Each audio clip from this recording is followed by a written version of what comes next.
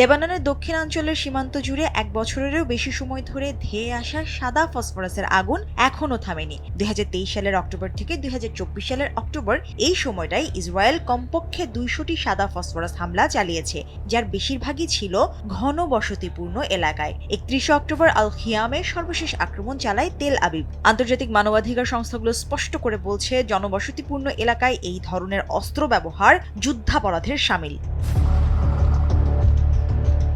Phosphorus শুধু আগুনই ছড়ায় না, ফেলে রেখে যায় যন্ত্রণাদায়ক পোড়া, শ্বাসকষ্ট আর বাস্তুচ্যুত মানুষের দীর্ঘ সারি। অ্যামনেস্টি ইন্টারন্যাশনালের সতর্কবার্তা আরও কঠিন। শরীরের মাত্র 10% অংশ পুড়লেই তা হতে পারে প্রাণঘাতী।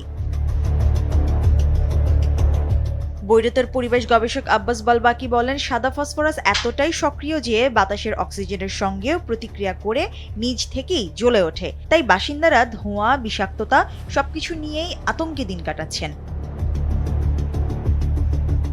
ফসফরাসের আগুনে পুড়েছে বাড়িঘর, জমি, কৃষকের স্বপ্ন। কমপক্ষে 1000 হেক্টর জমি ভস্মীভূত হয়েছে।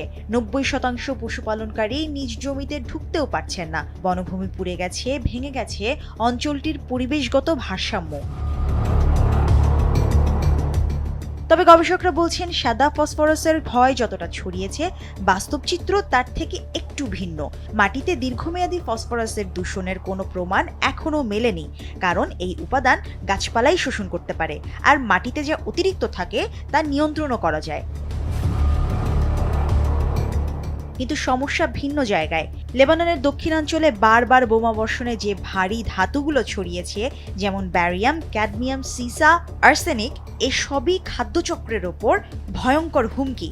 এই ধাতুগুলো মাটিতে রয়ে যায়, ফলে খাদ্যশস্যে এর উপস্থিতি মেলে, যা ক্যান্সারের ঝুঁকি বহু গুণে বাড়িয়ে দেয়।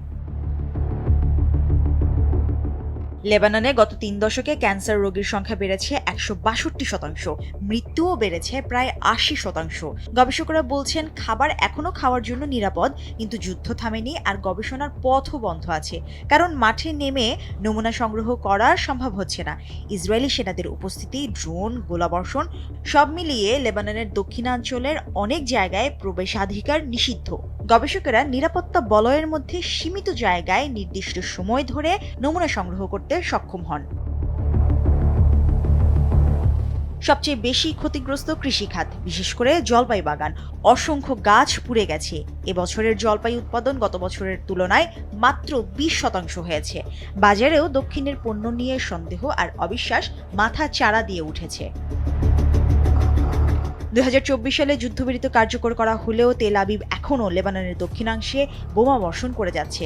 তাই আবারও জলপাই গাছের চাষ শুরু করা খুবই কঠিন। তবে গবেষকরা বলছেন, এখনও নিশ্চিত করে বলার মতো কোনো পরিস্থিতি আসেনি।